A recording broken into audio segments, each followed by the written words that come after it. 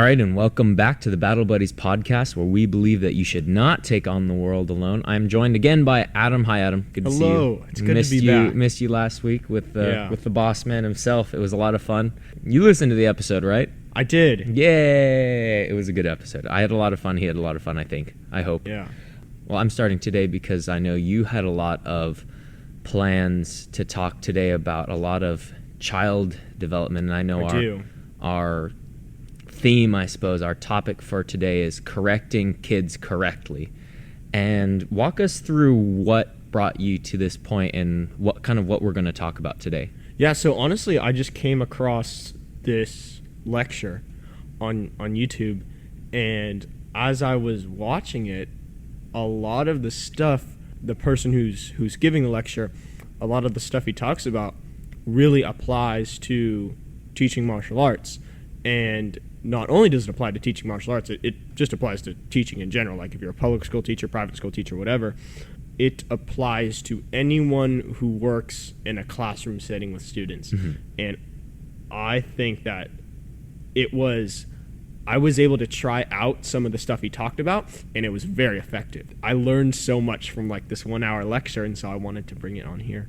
Mm-hmm. Yeah. So what I want to get right into is the first thing that he discussed was 3 things that all effective teachers have. And by the way, the lecturer, his name is Rick Lavoie. He's an expert in education, and I believe he actually runs his own school. But he said that he looked at a very large amount of different effective teachers, and he said, what are a few things that these teachers have in common? What makes them so effective? And he said it comes down to these 3 things: a knowledge base, understanding how kids function, why they do what they do; 2, techniques, so that if something happens, if you get in trouble, you have a bag of tricks that you can use to either de-escalate a situation or something like that; and a philosophy. So if you really get in trouble, you have something that you can cling to and understand that you're going to keep persevering no matter what happens because you have this philosophy. Sort of like our instructor's creed. Yeah. This especially comes in handy when you've had a long day or someone's being out of hand. I'll teach this class because it is the most important class I'll ever teach. I'm patient and enthusiastic. Okay, I'm patient. Yeah. I'm patient and enthusiastic. And I lead by example. That idea of, okay, reset. We talked about before emptying your cup, right? Emptying your mind of everything else but that one thing that's important. I've been telling the kids recently, since we're talking about focus, I've been talking about focusing on the one task at hand, the one thing that's important, and putting everything else aside. Helping clear everything and just focusing on your why is helpful too, I think. Mm-hmm. Absolutely, yeah. It's when he talked about the philosophy, I really did connect it to the instructor's creed. But the other thing I connected it to was our episode 3, where we talked about purpose statements and why we do what we do. Yes, and we're professionals. Yeah, and this was like all on purpose. Really, it is really something that you need, because I remember back in the day, for lack of a better term, back in the day, when we had 715 junior classes. This was before pandemic and everything, and I would go to teach those classes, and I'd already had like a whole shift. It was my last class of the day, and I get 10 to 15 students. It was a pretty good sized class.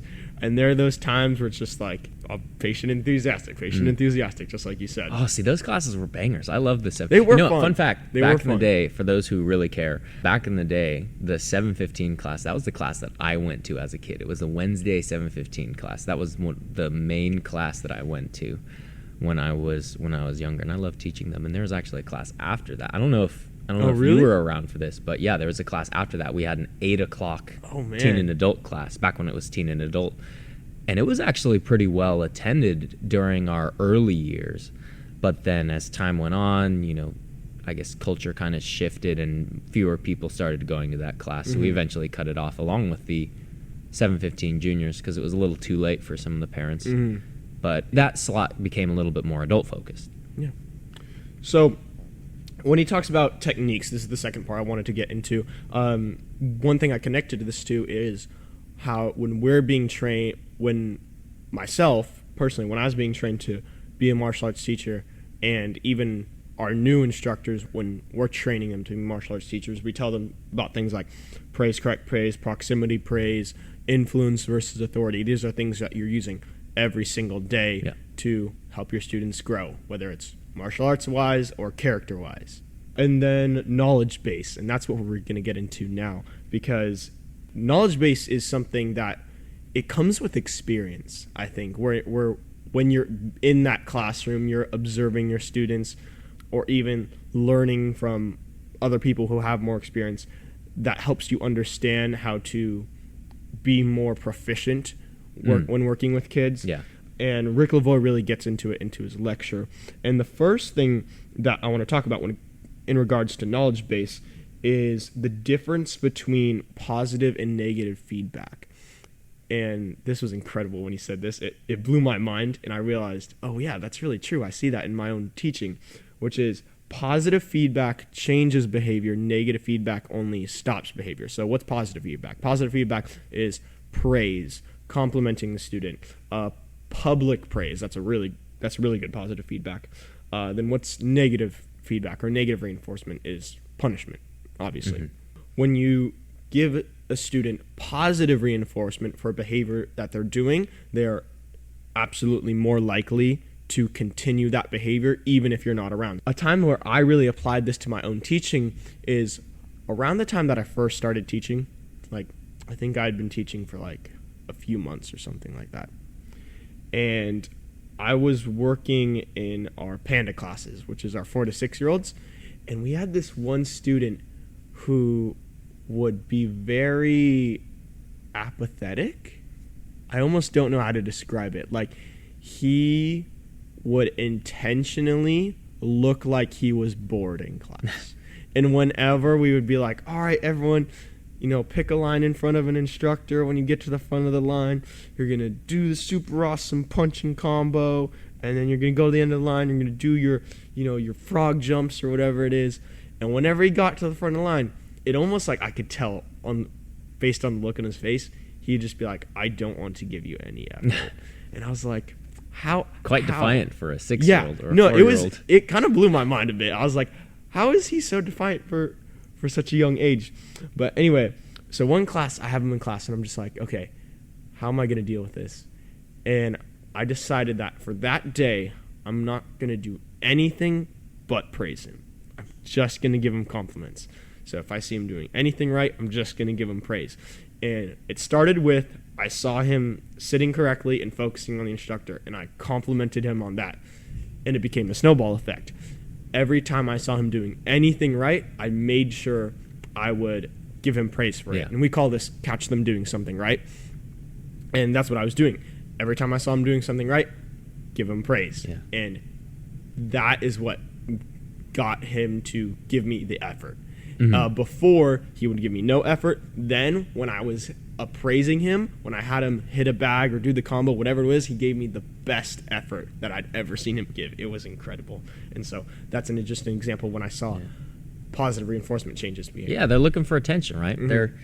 They're looking for someone to tell them something, give them feedback of some sort, right? Either positive or negative feedback, because infamy is better than anonymity to most kids. And so even if it's, man, why aren't you're not doing your thing, come on, man, that's still a little better than being completely ignored, right? So I think it makes sense. I'll say for me, one of my things that I've noticed in our culture, which is really cool over the last couple of coronavirus months, I guess years, is when we've had the kids inside, we've been starting cleaning the mats after every class, right? Class ends, we clean the mats. And I don't remember, I won't say his name, but I think there was one student who first asked, hey, can I help clean the mats?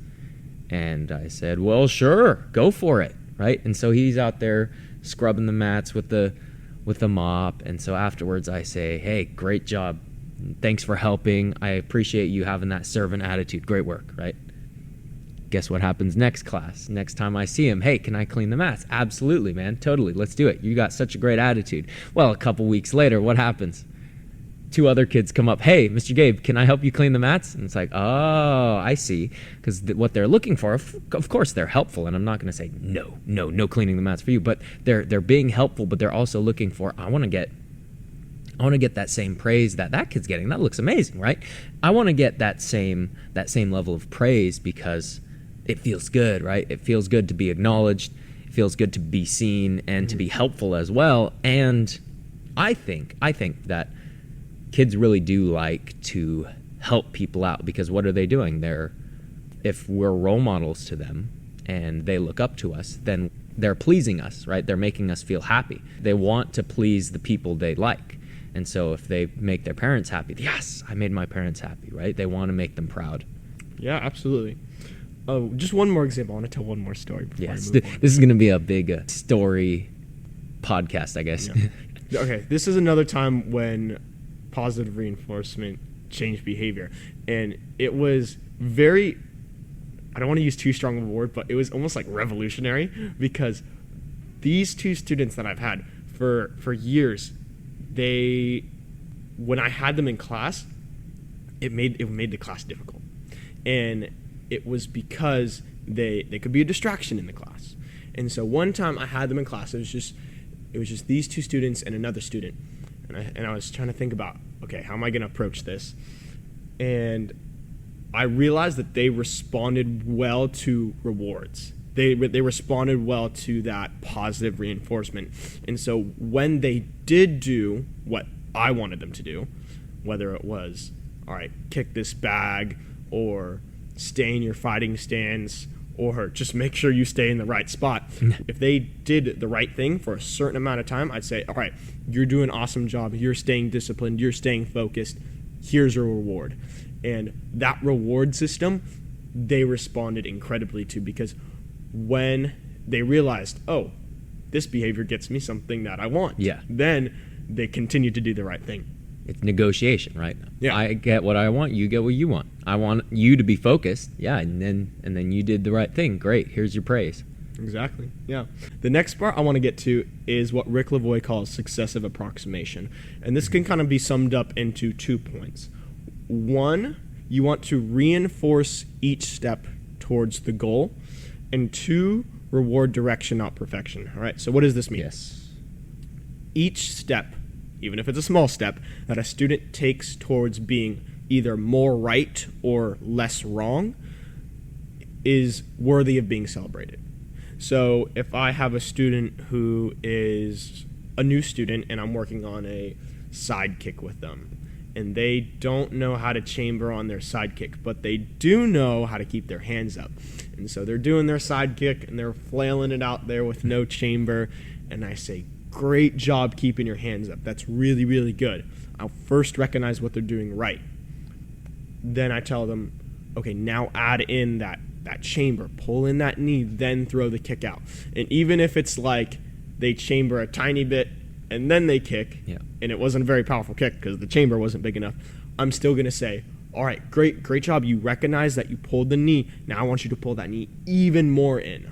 And each step that they get closer towards the goal, which is a full chamber, I reward them for what they're doing more right. Yeah, little steps. The easiest way to have them get nothing done is to try to get everything done for them. We have a phrase here, and most of the instructors know it, isolate and exaggerate, which is take one piece and work on that. Because if I try to give you, all right, now when you throw that side kick, make sure you pull that leg really far in, make sure you kick out, make sure your leg is turned sideways, make sure your toes are sideways, make sure you're kicking with your heel, make sure your body's a little lean back, make sure your hands are out. They're going to go, ah! They're going to probably get none of that, right? Especially for kids who are, we didn't mention this before, and I don't know if it's worth mentioning, but there's, I think, a large amount of kids in martial arts with learning disabilities or physical or mental ailments. And the reason they're here is because their parents go, all right, this is going to give them competence, this is going to give them confidence, this is going to give them a place to belong. Other sports they really can't necessarily compete in, and so this is a good place for them to be. And so if you know that, you should treat every kid very delicately, because maybe you don't know, and they do have issues that they're trying to work on, and maybe it's a little, they're going to take it a little slower than everyone else. So making sure that you give them that praise piece by piece, little bit by little bit, and not try to award perfection, right? Small steps. You don't want to try to fix everything at once, because then you're going to fix nothing. Yeah, it's really about celebrating those small victories. Yes. Too many times I've tried to correct a student on all the things I wanted to correct at the same time. And I have to just remember, like, be patient.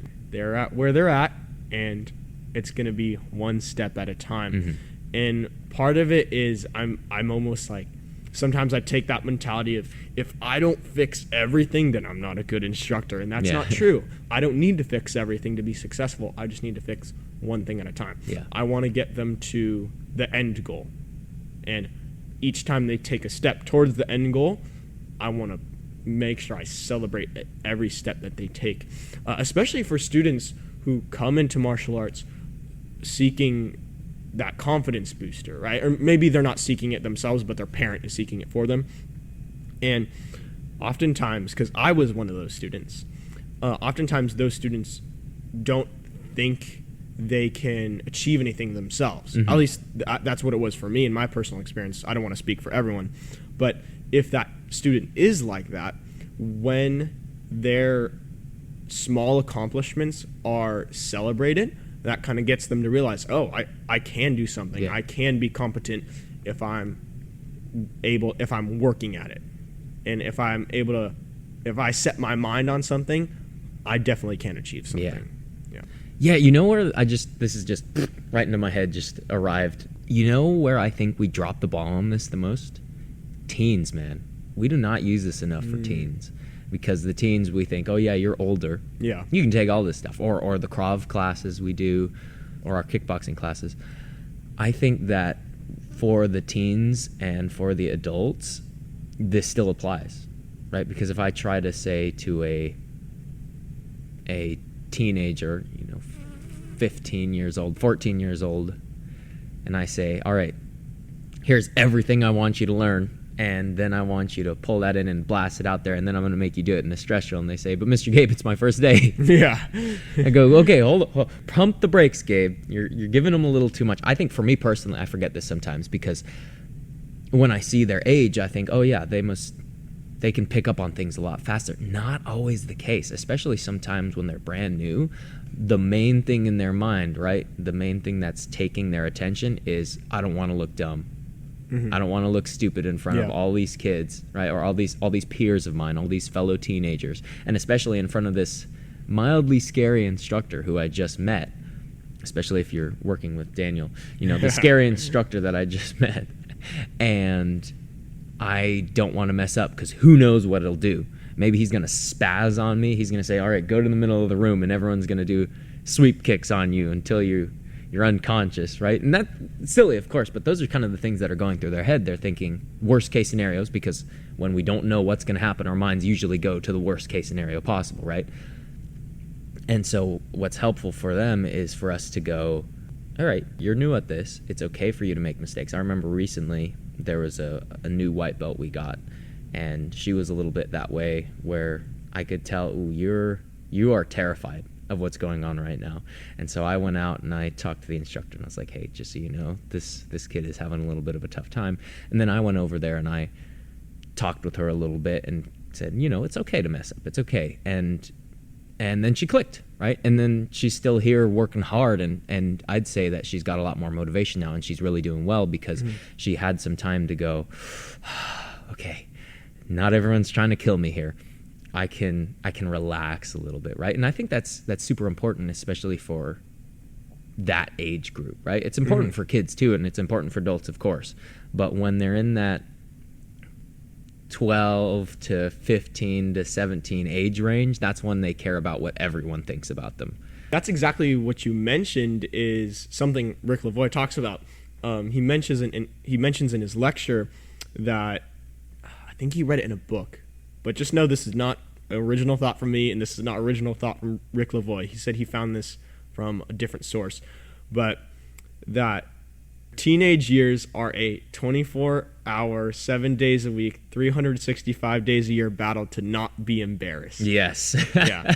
And I was like, yeah, oh, yeah, man. I see that. Yeah. There's so few teens who are okay getting embarrassed. That's so true. Mm-hmm. I every time I see a teen who's okay, like who's okay screwing up in front of their peers, I love that. I think it's so funny. Yeah, that's so few of them though. Maybe I've seen that less here because we foster a very it's okay to mess up mindset. I think once again, I'm just kind of spitballing here, but for us, I would say I've seen that less. I definitely see it when I go out into the world, especially when I open the doors, right, and see all the high school kids coming by. It's like, yeah, you definitely care a lot what everyone thinks about you. Not as much here because they have that, I guess community is one word. They have the community, but they also have your coach is telling you it's okay to mess up. So when I mess up, it's not the end of the world. Yeah, but I definitely see that with the white belts here. The new students, the people are trying to figure out, still trying to figure out like what's going on, like how do I do this right? And in that case, it's really important for us as the instructors to do exactly what you did is, hey, it's okay to mess up. Yeah. Like just be good at these few things, which is keeping your hands up, stepping one foot in front of the other, and you're good. That's all I need you to be able to do today. The next thing I want to talk about is performance inconsistency. And this kind of dials down to one thing, which is kids have bad days and good days. Yep. And I think that's true for everyone. People have bad days and good days. And that's why, instructors creed, I'm impatient and enthusiastic. No matter what day it is for the kid, I'm going to be patient with them, and I'm going to be enthusiastic and celebrate their good days. When they're having a good day, be enthusiastic, celebrate that. When they're having a bad day, be patient. And that's going back to the baby steps thing we were talking about earlier, especially when it comes to, because I've had plenty of students who are not as athletic or they're not very coordinated. Because when you're teaching martial arts, you have a very wide range of physical abilities. You have those students who at white belt, they look like they're brown belts, and which might be a bit of an exaggeration, but I've seen some pretty good white belts. It happens for sure. And then you see those students who, even when they get to orange belt, they still haven't developed that full coordination that they need to execute a punch. And when it comes to those students, that is where that patience is so important, especially those unathletic students and those uncoordinated students. It's like, okay, one step at a time. How can I just get them to understand that after you punch, it comes right back to your face to block your face? And if I can just get that today, then that is a success worth celebrating. Yeah. I've been using that phrase a lot today. Success worth celebrating. It's a good phrase. Yeah. Success worth celebrating. I think any success is worth celebrating, though. Yeah. Maybe I'll think of one later. Someone will correct me in the comments. Like, this success isn't worth celebrating. But I think as a general rule, most success is worth celebrating, especially when it's progress. And it's getting a little bit closer to whatever goal they're trying to achieve, whether it be keeping your hands up, right?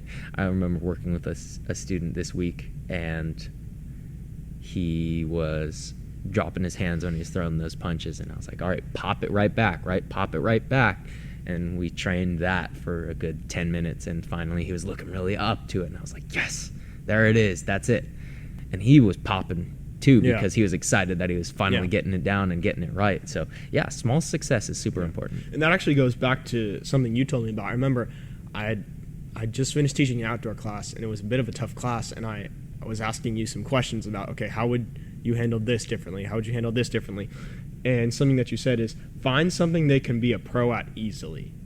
And if you can find that skill that they can hone and they can hold close to them and say, I was good at this today, then that's awesome. Like take that and let them celebrate that. And don't let them forget it too. True. Right? This is another one that I think is important, because remember your student success and remember when they do well. And that can come, I think, as a trophy of praise when they need it and a spear of correction when they need it, because it can be, hey, you're down, but I remember I've seen you do amazingly with that. You've done this before. You got this. All right. I believe in you, even when you might not believe in yourself. And then on the flip side, hey, I'm holding you to this standard right now, and I see you misbehaving, but I know you can do this because I've seen you do it before. I've definitely used this one before.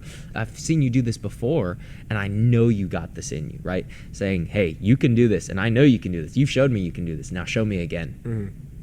Actually, it was I just heard this yesterday in a sermon, actually, where something that the pastor said, and again, not an original thought from the pastor. This is something that he read in a book, that something that every kid needs to hear is that you have what it takes. Yeah. And I was like, oh, I'm going to take that and use that in teaching martial arts. It's incredible the amount of things that can be applied to teaching martial arts. Oh yeah. It's incredible the amount of things that can be applied to working with kids in general. They hold a lot of universal fundamentals. Very true. A lot of truth that is true in normal life is true there too, because it's really what all we're doing is, martial arts, I think, comes secondary to teaching people to live more meaningful lives. That's what we're here for. At least that's what I'm here for. I love teaching people martial arts. The main goal is to make them better human beings. Absolutely, and that's why we need to be good role models, because as Rick LaVoy says, kids learn their morals and values based on what they see us do, not what they hear us say. So in other words, don't be a hypocrite. Don't be a hypocrite. If I tell a student to do one thing and then I do another, then that's going to be really confusing. And the incredible thing about this is you have those students who will literally call you out on it. Yep. Yeah. And they kind of do it in a bit of like a comedic way, but it's in a way that makes you realize, oh shoot, I need to make sure I'm doing the right thing, because if they're watching, they definitely are. And so this is something that I've been trying to be more conscious of with my teaching, which is anything that I ask my students to do, am I also showing them that? Am I doing something that I wouldn't want my students to do? We have a rule in Battle Buddies, our junior leadership program, and that's never make the kids do something you haven't done yourself. And that's something that I learned from my Krav coaches, of course, but never make someone do something you haven't done yourself. And so pretty much every lesson, every workout I make them do, or every hard thing that I put them through, I've done it or more. I remember one time that Eric, back when he was here training them, he had a day where he made them do a buttload of flutter kicks, and I was gone that day. I remember that. But he said to us later, hey, they did this many flutter kicks. And so the very next day, we went to our house and we did pool PT, which is nightmarish when it's cold, by the way. Or when it's hot, because it's nighttime and it's still cold. And so we did laps, and when we were done, we got out and we doubled. I don't remember how many flutter kicks you guys did, but we doubled it. I think it was 80. It was 80, then we did 160. Oh, man. Yeah, it was a lot. And meanwhile, I don't know if this was the same. I could be mixing up my times, but I'm pretty sure it was that time where we had Chris hose us down while we did it, just to make life more miserable. But we went, hey, whatever it is, we're gonna make sure that we do it too. So living by an example is super important. I think that in training, and I don't want to seem arrogant. This has been something that I've wrestled with recently, because I've been upping how much I train per week. I try to let them know without seeming arrogant, but I still think it's important to let them know, because I think part of it is we have a very humble culture here. We're very humble people, and most of the instructors are very humble as well. And what that means then is they go, oh, I don't want to talk about that kind of stuff, because I don't want to be showing off. I don't want to. Well, they need to see what it looks like to act correctly. They need to see what it's like to do the right thing. And so I've always justified it, I suppose, in the way of if I don't do it, who's going to do it? Right? If I don't set the lead, set the example, how are they going to know what to follow? And this is one of the things that I don't want to happen for them, because I guess whenever I learn something new when I'm out training, I'm sort of trailblazing, if you will, sort of making it up as I go along, or learning from watching something. A lot of my training is by myself, right? Self-taught sounds a little much, but a lot of the things I do, I learned myself and I taught myself.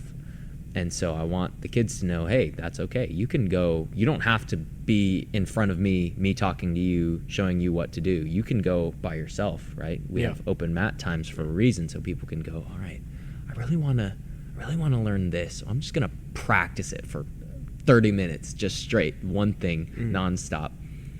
Yeah, I think teaching our students initiative is really important. Yeah. Even with our junior leadership students. Yes. Because that's a skill that it's so important, but we don't put it in the forefront as much, at least here. And maybe I'm wrong. Like, maybe you see something different, but small amounts. Yeah, it's definitely small amounts. But on an individual basis, I've been trying to do this.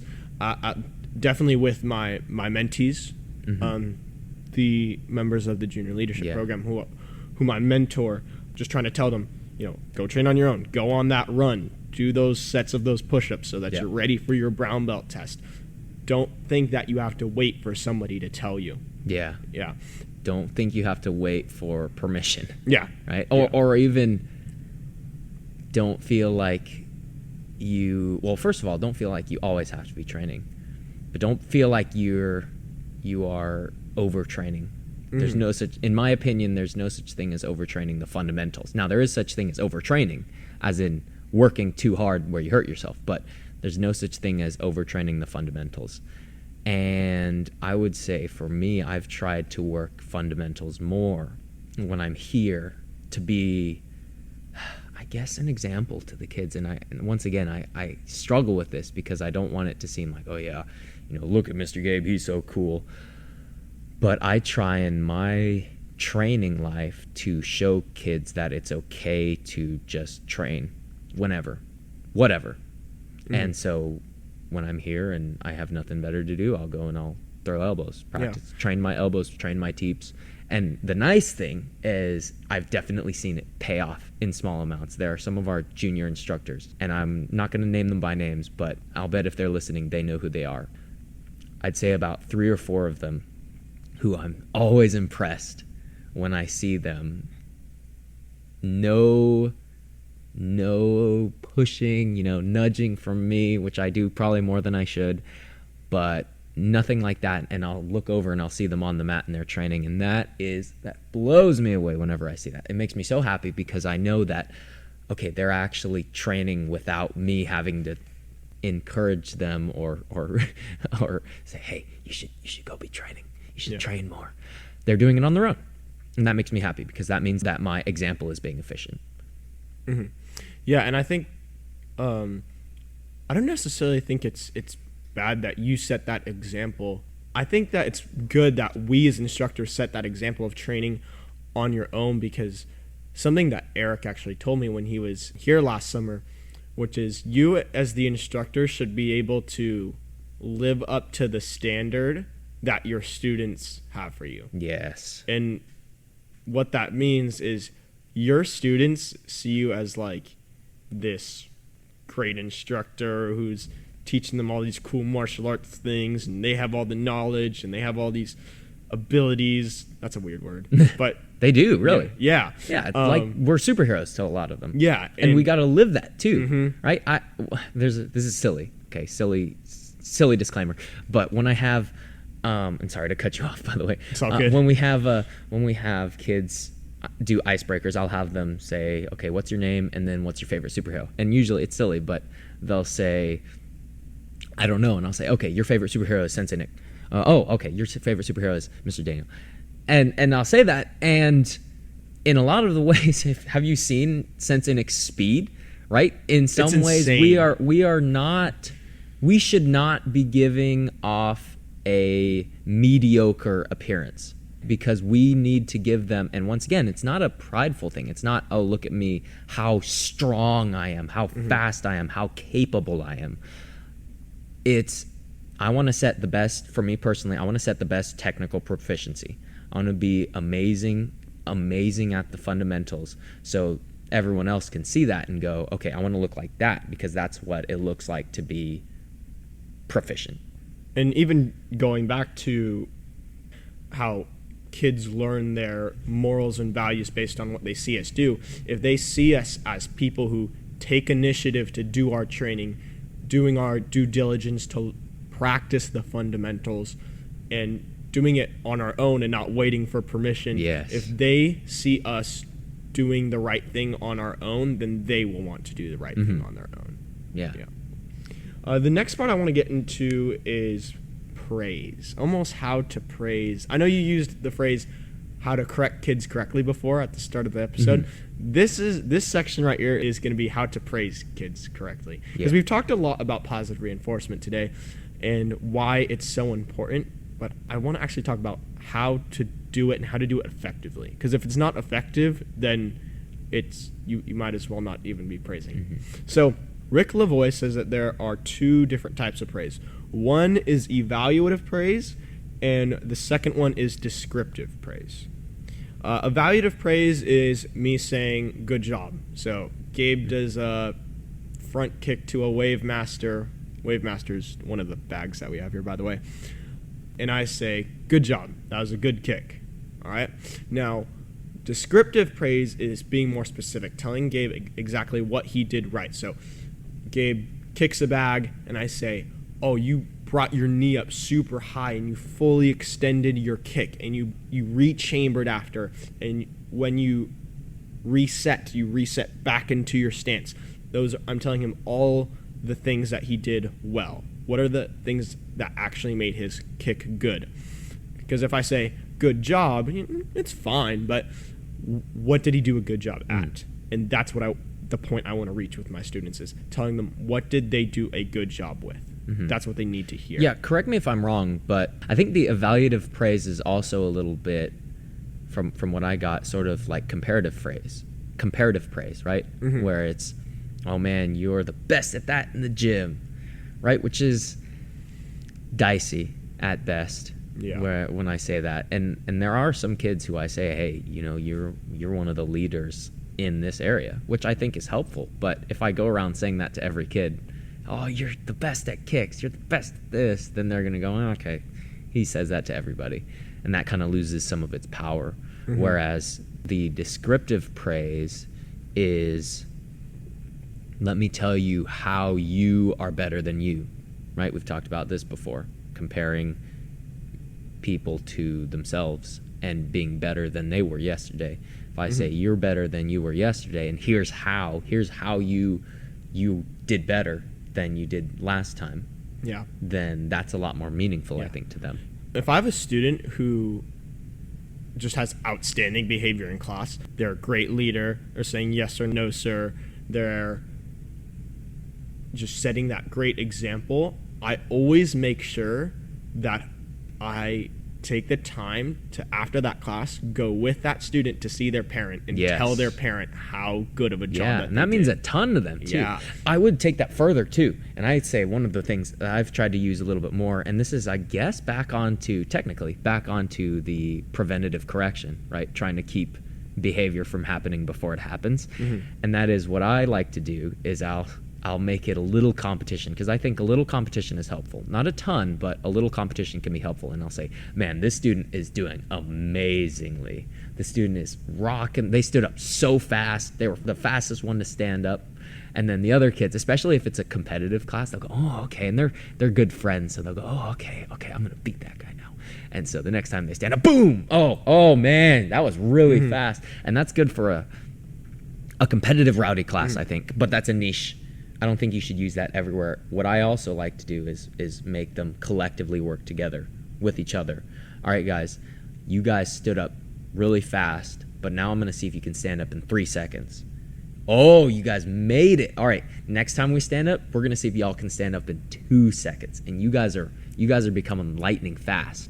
And so giving them things like that, I think, are helpful, not only for preventing the poor behavior, but having them keep each other accountable for preventing the poor behavior. Mm-hmm. And Rick Lavoie actually talks about that exact concept. He talks about how kids respond really well to deadlines.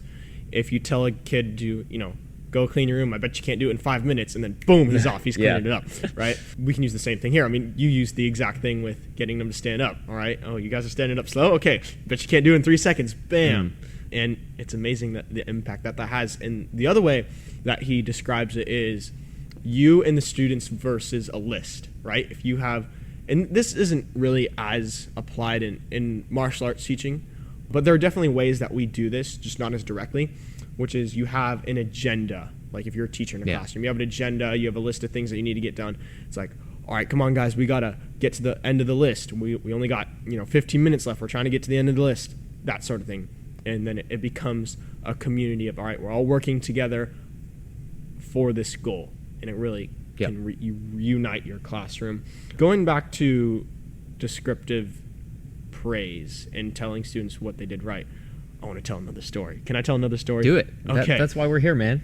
Yeah, so I have a student who is a great student in class, always sets a good example for the other students. And honestly, when you have those students in class, it's very helpful as an instructor. And so sometimes I will tell the student that. But after this class was over, I went with that student, and their parent wasn't even in the dojo. Their parent was in the parking lot in the car just waiting for the student to be done with class. And so I walked all the way out to the parking lot, and I told the parent that, hey, your student is a great leader in class, setting a good example. And it's stuff like that at least I think means a lot. Oh, yeah. Yeah. It's a big impact. I'll tell a story myself, if you don't mind. Mm-hmm. On that same note, I probably 4 years ago, maybe 5 years ago, was working with this one kid. We're going to call her Sarah. Sarah was very prominent. She would come to a lot of classes, but she wasn't the most, I think, athletically gifted per se, but she trained a lot, and she trained hard. And one day she was taking an advancement, and her parents weren't there. And usually the parents are there for the advancements, and what they'll do is they'll write a letter of encouragement saying, hey, great job. We've been seeing this improvement in you. Keep it up.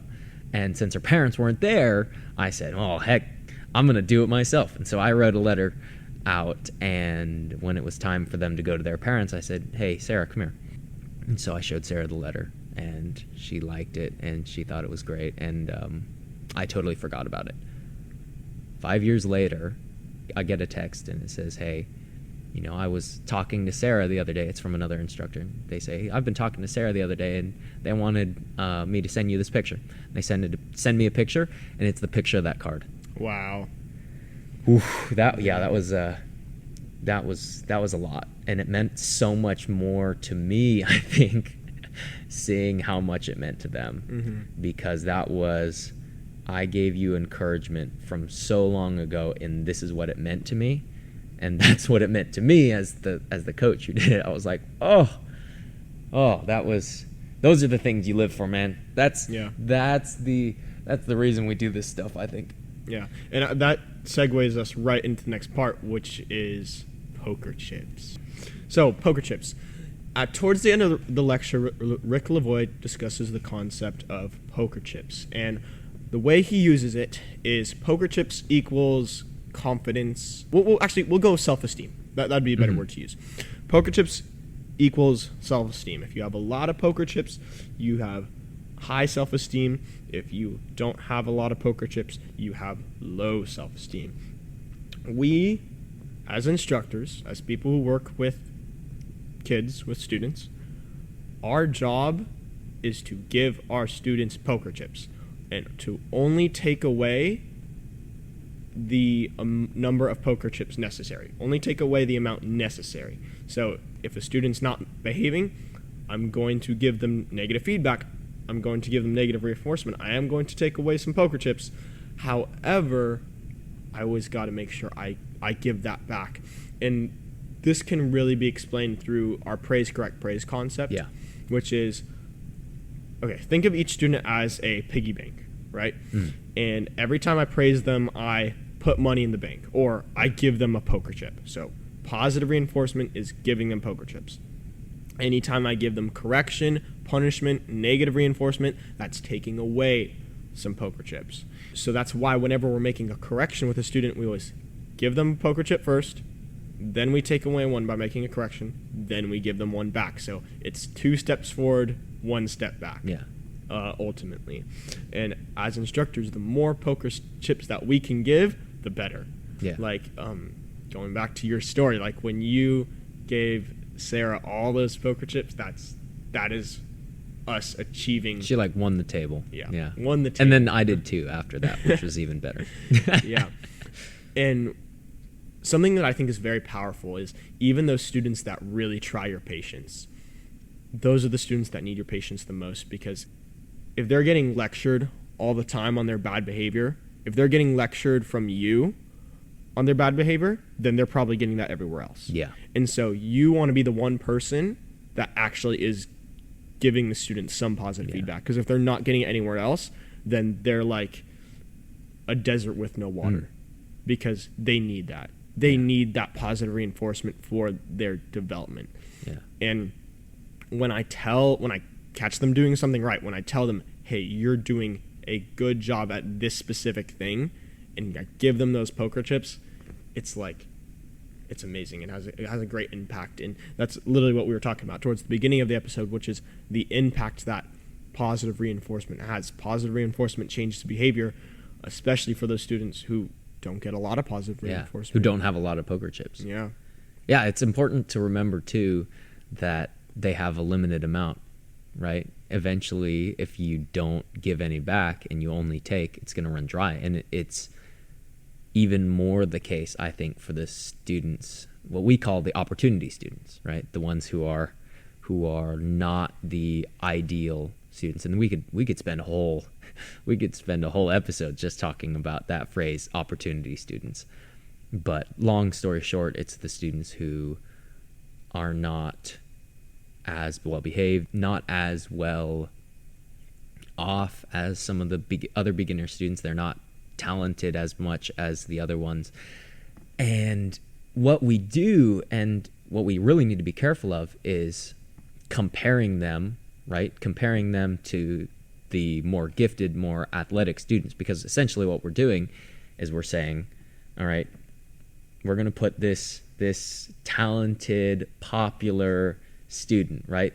They have, we're going to say 1,000 poker chips, right? And we're going to give them the same correction. We're going to say, all right, hey, you're doing this wrong. All right, they lost 20 poker chips. In the scheme of things, that's nothing. But this kid over here, they are not as well gifted. Maybe they're a little socially awkward. Kids look at them funny. They don't really know how to talk to other kids. And they only have 15 poker chips.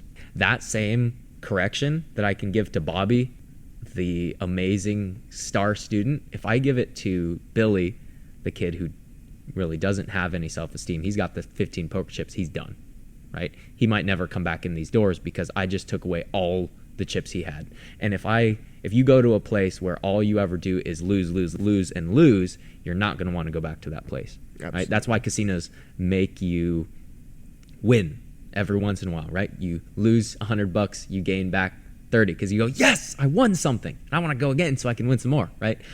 In the same way, not that we're a casino, but we want to be constantly giving as much as we can, giving them that praise so that when we take away, they have something to lose, and they're not just getting emptied out of their chips every time they come here. Yeah, and not only will that gain in self-esteem, not only will that change their behavior in class, but going back to that initiative, it will give them the confidence to take that initiative and start doing the right thing on their own. Yeah. Because now they see that they're competent at something, and now they want to be competent in other things. Yes. And so they kind of go on this journey of searching for other things that they can be competent at. And sometimes it'll have a different sort of impact, and here's what I mean, which is sometimes we get students who come to classes and they attend for years and years, and then they get to that brown belt test and they pass their brown belt test and they're like, oh yes, I did it. And when they see that they can handle something as hard as a brown belt test, they want to go out and see what other things they can handle. Maybe they try out for a sports team or something like that. And maybe it pulls them away from us, but the good thing, at least we were able to have that great impact on them of building up their confidence. Yeah, they gained so many chips. They went, now I'm willing to play in other arenas because I have so much more than I had when I started. Yeah, I can give to other places. Yeah, which, by the way, tying back to episode 3, competence ladder, right? Absolutely. Maybe we'll just take all the episodes and just smash them together and make one 7-hour long.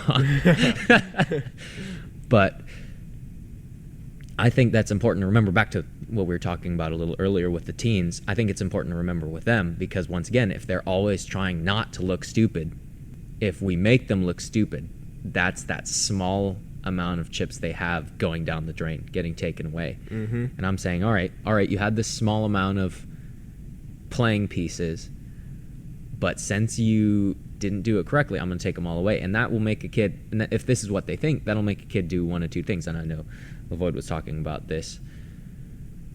It'll either make them go, all right, well, I got nothing to lose, I'm going to go all out. And that usually makes them into a rowdy student who they're just going to test whatever they can and see if they can get some negative feedback from the other students.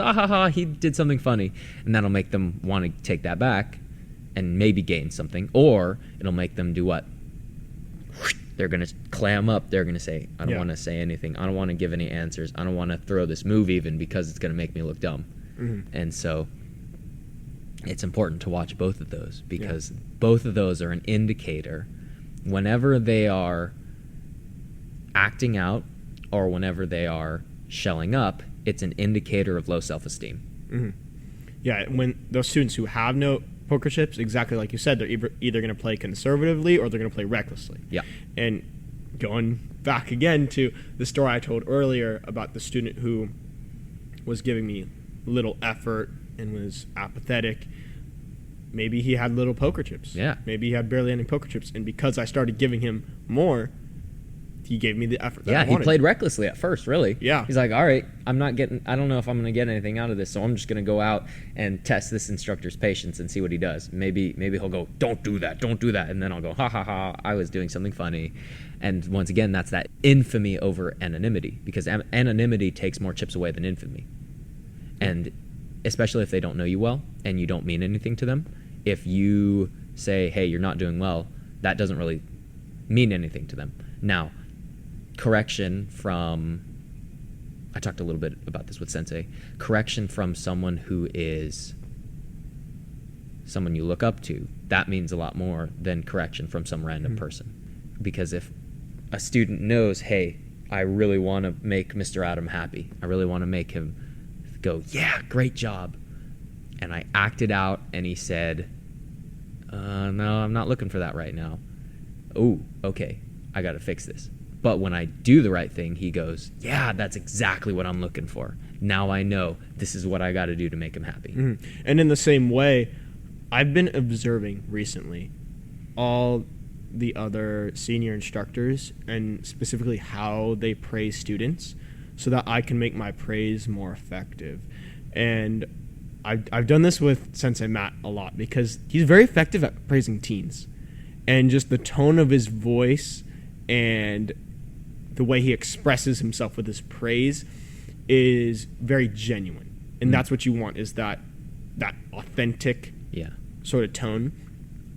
And so it's more than just saying good job. So when you can be physically enthusiastic when you're praising a student, when you can use your gestures and your facial expression and your tone of voice to all communicate to that student that I am happy with what you just did. I'm proud of what you just did. That takes a praise that could have been like 5 poker chips and takes it to like 100 poker chips. Yeah. Because if you just say, good job chambering, that's good. I mean, it's a praise. But if you say, like, I'm so impressed how you're able to pick up your knee and you threw it right into the bag. That was a great front kick. That's exactly what I'm looking for. It might feel over the top and it might feel kind of weird when you do it at first, but it'll mean something to that student. That's what you want, is authenticity with your praise. Praising is important. Maybe we should kind of reschedule our next couple episodes and put praising next, because I think that's helpful. Maybe we'll do that. We'll see. But we could talk, I think, for a good hour or so about how to praise correctly, because there's an art to praising. There's an art to how to praise in a way that is productive. And one of the things I've tried to do more for more enthusiastic praising is giving a big high five, as opposed to just a small knuckles. Knuckles is fine. There's nothing wrong with it.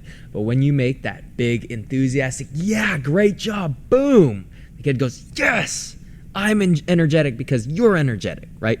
And this is, let me backtrack a bit and say that I'm talking about the younger kids right now. The teens probably maybe steer clear of that. But there are ways that you can address the teens too, and maybe we should save this for another episode, but something as easy as, yeah, that's what I'm looking for. You've been making great improvement, right? That's what I was going for, and you nailed it. That kind of encouragement for them to go, oh, I'm doing the right thing, and give them that sense of, all right, here's 1,000 poker chips, now go play, because you're playing it real close to the chest, and I want you to be comfortable here. Yeah, absolutely. So I think we've covered everything that I wanted to get to today. Hopefully you guys got something out of our discussion today. But yeah, we will be back with our next episode in 2 weeks. Always remember, guys, send us a question if you have any. We'd love to answer your guys' questions. It can be something deep martial arts related. It can be something goofy. That's fine too. Yeah. We would love to hear from you guys. We'd love to see you soon, and we'll catch you in the next episode.